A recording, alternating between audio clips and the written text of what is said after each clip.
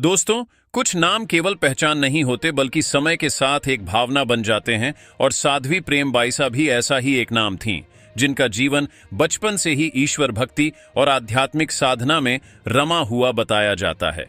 राजस्थान के जोधपुर क्षेत्र से जुड़ी साध्वी प्रेमबाईसा, जिन्हें लोग उनके सरल स्वभाव और भावपूर्ण कथा वाचन के लिए जानते थे, सामान्य जीवन की चकाचौंध से दूर रहकर एक संयमित और अनुशासित दिनचर्या अपनाए हुए थीं।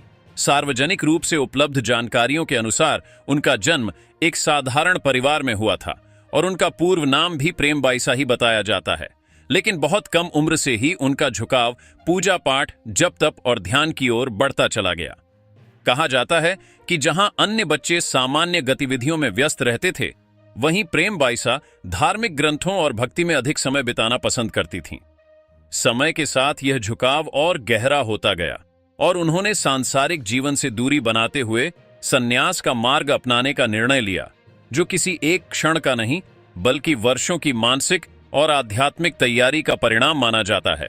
संन्यास ग्रहण करने के बाद उन्होंने आश्रम जीवन को स्वीकार किया, जहां उनकी दिनचर्या अत्यंत संयमित थी, जिसमें ब्रह्म मुहूर्त में जागरण, ध्यान, भजन, कथा की तैयारी और सेवा कार्य शामिल थे। धीरे धीरे वे एक प्रभावशाली श्रीमद् भागवत कथावाचक के रूप में पहचानी जाने लगीं और उनके प्रवचनों में भावनात्मक जुड़ाव और सादगी के कारण बड़ी संख्या में श्रद्धालु आने लगे।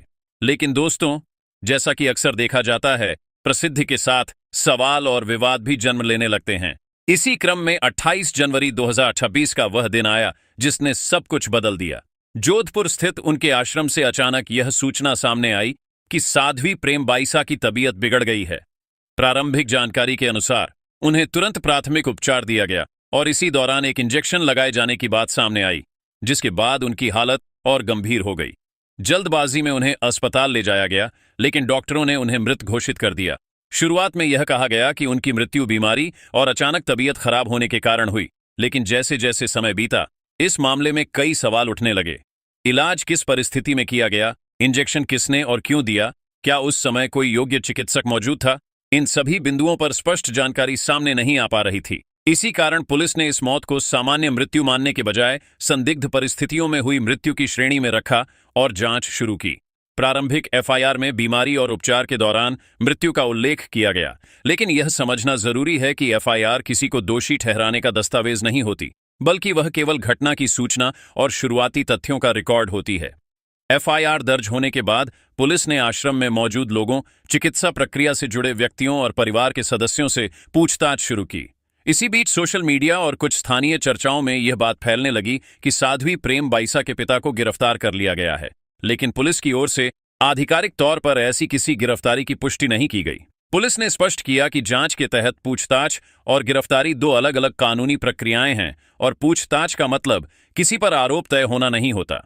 कुछ रिपोर्टों में हिरासत शब्द के इस्तेमाल के कारण भ्रम की स्थिति बनी, जिसे कई लोगों ने गिरफ्तारी समझ लिया। इस बीच मामले में एक और मोड़ तब आया जब साध्वी प्रेमबाईसा की मृत्यु के कुछ घंटों बाद उनके सोशल मीडिया अकाउंट से एक इंस्टाग्राम पोस्ट सामने आई, जिसने कई नए सवाल खड़े कर दिए। यह पोस्ट किसने और कब तैयार की थी? क्या यह पहले से निर्धारित थी या किसी अन्य व्यक्ति द्वारा बाद में अपलोड की गई? इन सभी सवालों के जवाब तलाशने के लिए पुलिस ने डिजिटल साक्ष्यों की भी जांच शुरू की। मामले की संवेदनशीलता और जनभावनाओं को देखते हुए राजस्थान पुलिस ने 9 सदस्यीय विशेष जांच दल यानी एसआईटी का गठन किया, जिसका उद्देश्य पोस्टमार्टम रिपोर्ट, फॉरेंसिक जांच, मेडिकल प्रोटोकॉल, इंजेक्शन की प्रकृति, आश्रम के CCTV footage, call detail record और सोशल मीडिया गतिविधियों का विश्लेषण करना है। पुलिस और प्रशासन ने बार बार यह दोहराया कि जांच अफवाहों या दबाव में नहीं, बल्कि सबूतों और वैज्ञानिक रिपोर्टों के आधार पर की जाएगी। जांच के दौरान यह भी सामने आया कि इससे पहले साध्वी प्रेमबाईसा से जुड़ा एक वीडियो विवाद चर्चा में रहा था, जिसे लेकर उनके समर्थकों ने छवि खराब करने की साजिश का आरोप लगाया था और उस मामले में कानूनी कार्रवाई भी हुई थी। हालांकि पुलिस ने यह स्पष्ट किया कि पुराने विवादों को मौजूदा जांच से सीधे जोड़कर कोई निष्कर्ष नहीं निकाला जा सकता। वर्तमान स्थिति में यही तथ्य सामने आता है कि साध्वी प्रेमबाईसा की मृत्यु को लेकर जांच अभी जारी है। पिता या किसी अन्य व्यक्ति पर हत्या का कोई प्रमाणिक आरोप सिद्ध नहीं हुआ है और न ही किसी को आधिकारिक रूप से दोषी ठहराया गया है। लेकिन यह मामला साधारण भी नहीं माना जा रहा, इसी कारण उच्च स्तरीय और गहन जांच की जा रही है। जांच एजेंसियां लगातार यह कह रही हैं कि अंतिम निष्कर्ष फोरेंसिक और वैज्ञानिक रिपोर्ट आने के बाद ही सामने आएगा, और तब तक किसी भी तरह के निर्णय पर पहुंचना न तो कानूनी रूप से उचित है और न ही नैतिक रूप से। यह मामला अब केवल एक साध्वी की मृत्यु तक सीमित नहीं रहा, बल्कि यह आस्था, व्यवस्था और न्याय प्रक्रिया के बीच संतुलन की एक बड़ी परीक्षा बन चुका है, जहां सच को भावनाओं और अफवाहों से अलग रखकर तथ्यों के आधार पर सामने लाने की कोशिश की जा रही है। साध्वी प्रेम बाईसा के निधन के बाद सबसे बड़ा सवाल यही था कि आखिर उस दिन आश्रम में घटनाओं का क्रम क्या रहा और किन परिस्थितियों में इलाज किया गया। जांच के दौरान यह सामने आया कि जब उनकी तबीयत अचानक बिगड़ी, उस समय आश्रम में बहुत सीमित लोग मौजूद थे और कोई नियमित चिकित्सक मौके पर नहीं था। प्राथमिक उपचार के नाम पर जो कदम उठाए गए, उनमें चिकित्सा सलाह किस स्तर की थी और इंजेक्शन किस परिस्थिति में दिया गया, यही जांच का मुख्य केंद्र बना। विशेष जांच दल ने यह स्पष्ट किया कि इंजेक्शन देने से पहले और बाद की गतिविधियों की समय रेखा तैयार की जा रही है, ताकि यह समझा जा सके कि कहीं कोई लापरवाही, जल्दबाजी या प्रक्रिया में चूक तो नहीं हुई। अधिकारियों ने यह भी संकेत दिया कि मेडिकल प्रोटोकॉल के उल्लंघन की संभावना से इनकार नहीं किया जा सकता, लेकिन जब तक वैज्ञानिक रिपोर्ट सामने नहीं आती, तब तक किसी निष्कर्ष पर पहुंचना उचित नहीं होगा।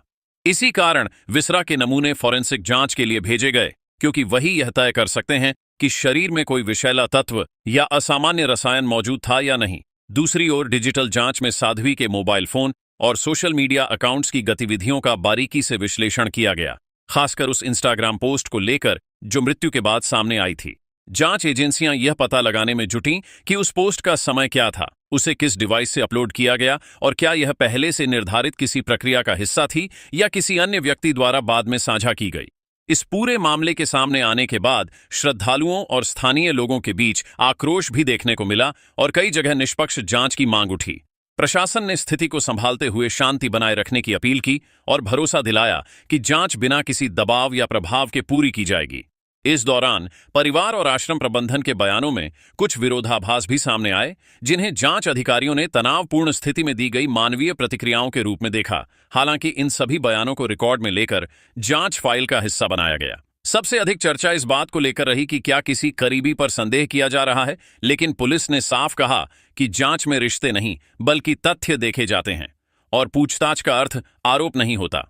वर्तमान समय में स्थिति यही है कि साध्वी प्रेम बाईसा की मृत्यु को लेकर जांच जारी है। किसी पर हत्या का प्रमाणिक आरोप सिद्ध नहीं हुआ है और न ही किसी की गिरफ्तारी की आधिकारिक पुष्टि हुई है। यह मामला अब केवल एक साध्वी की मृत्यु नहीं रहा, बल्कि यह आस्था, समाज और न्याय प्रक्रिया के बीच संतुलन की परीक्षा बन गया है। जब तक फॉरेंसिक और अंतिम जांच रिपोर्ट सामने नहीं आती, तब तक किसी भी निष्कर्ष को अंतिम सत्य कहना न तो कानूनी रूप से सही है और न ही नैतिक रूप से। यही कारण है कि यह कहानी यहीं समाप्त होती है, इस उम्मीद के साथ कि सच पूरी पारदर्शिता के साथ सामने आएगा और न्याय अपनी निर्धारित प्रक्रिया के अनुसार अपना स्थान पाएगा।